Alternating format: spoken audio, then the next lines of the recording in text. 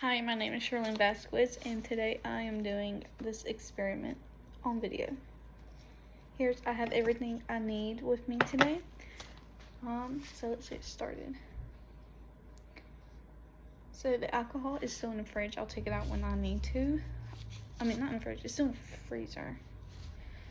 Okay, so I'm going to go ahead and make my solution in the 250 millimeter thing. No, in this one right here. So I need 100 .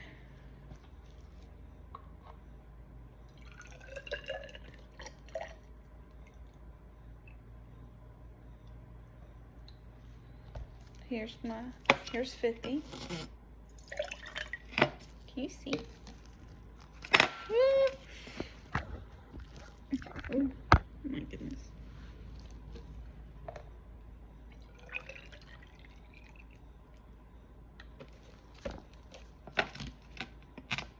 So 100 milliliters of water.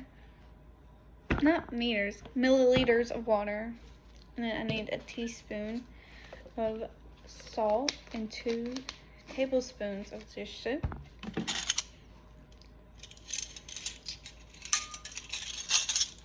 Here's my salt right here.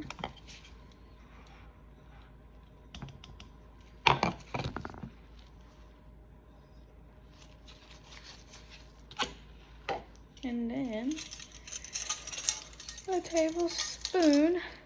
tablespoons of soap. Hopefully I won't overuse it.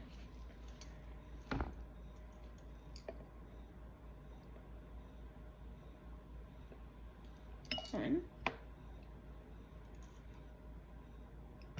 2.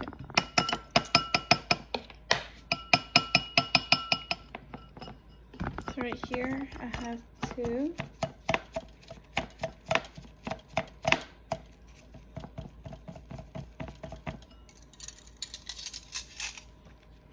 So now I'm going to take my rod.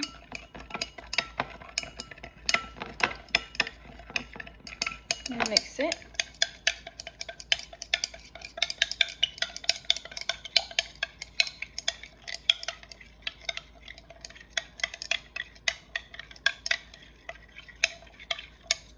So what this is doing right now is breaking down the cell membranes. And that's what the dish soap is used for. The dish soap is used to break down the membrane, allowing the DNA into the solution. Well, it's gonna allow DNA into the solution.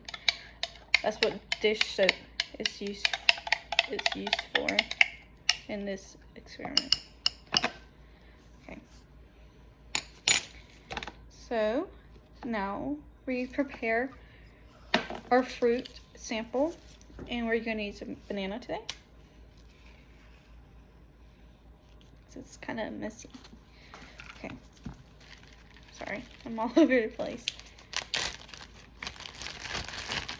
So we need half, so right here.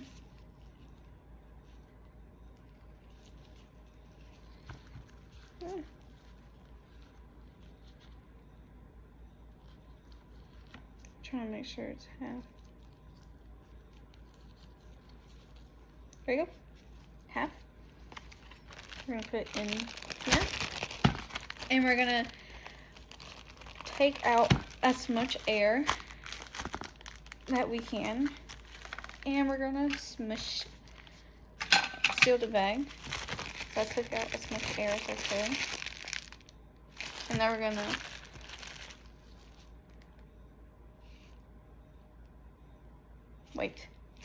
fill,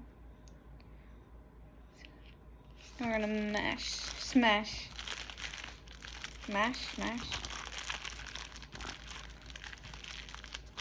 the banana. Now we're gonna add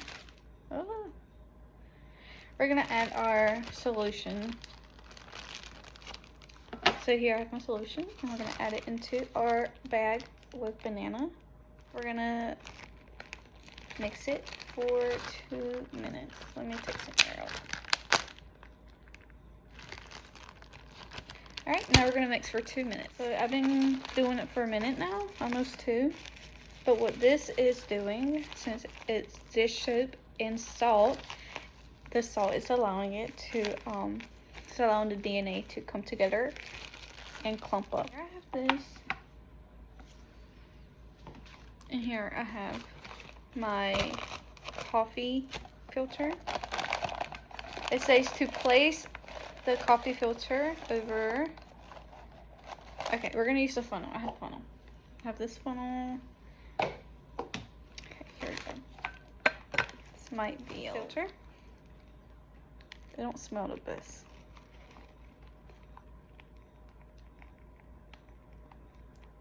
See, it's filtering.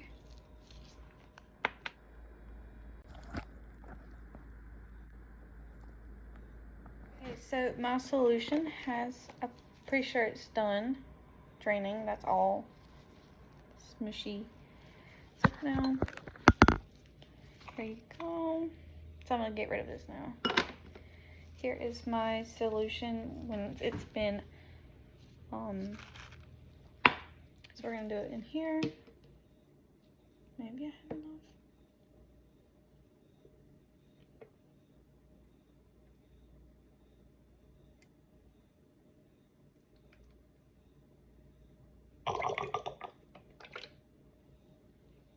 So here's 50. I just want to double check. Slowly along the side. So we're going to do it slowly along the side.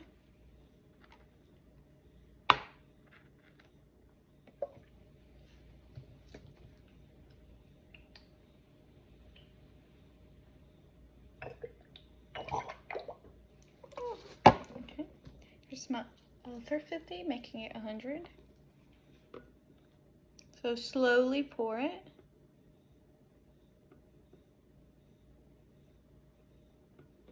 Let's get close up.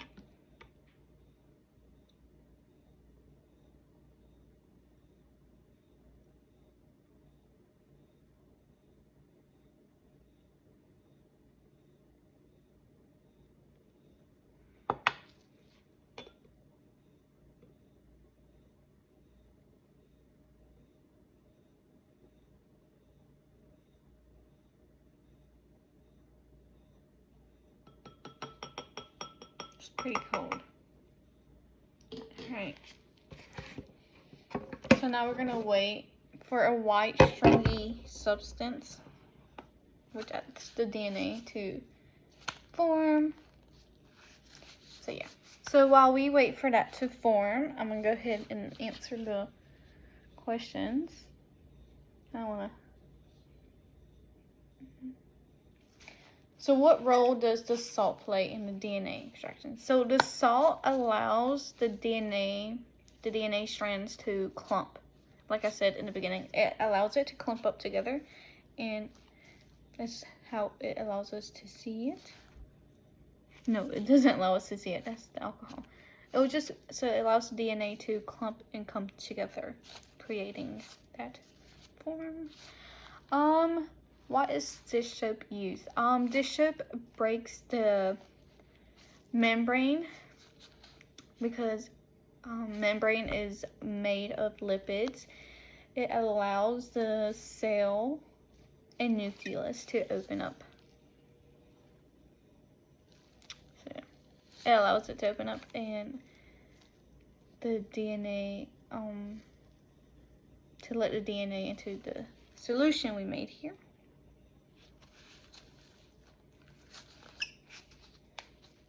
Sorry, I'm watching this still drip a little bit.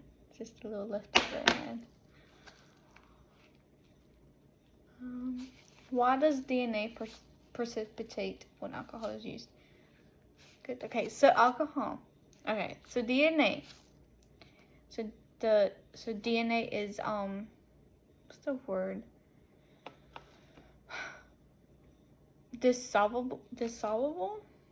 So it's dissolvable when it comes in contact with cold alcohol, making it like what the salt does. It makes it clump. But what's it gonna make it do? It's gonna make it visible for us to see that strand of DNA. So that's what the alcohol. That's why I wanted us to put the alcohol in the freezer so it can make it cold and freeze, and it's super cold. Would you expect the same amount of DNA from different fruits? I would not expect the same amount of DNA because like us, different genetics. So fruit has different genetics. It also has fruits also have different structure. So that's why I wouldn't expect all fruits to have the same, or different fruits to have the same DNA. Yeah, well, the same amount of DNA. How might this technique be useful in real world scientific applications? So it will be useful for obviously jobs as forensic science and like agriculture is used. It can also be, I think I saw somewhere, I read that it can be used for making medical diagnosis, which is pretty cool. So here's the DNA. It has formed. Now I'm gonna attempt to pick up DNA.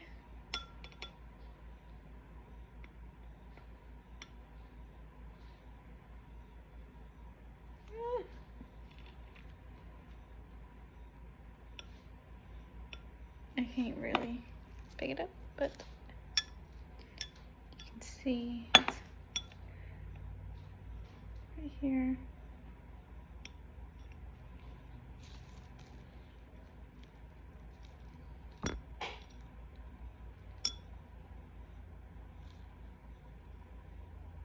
Oh, it's breaking.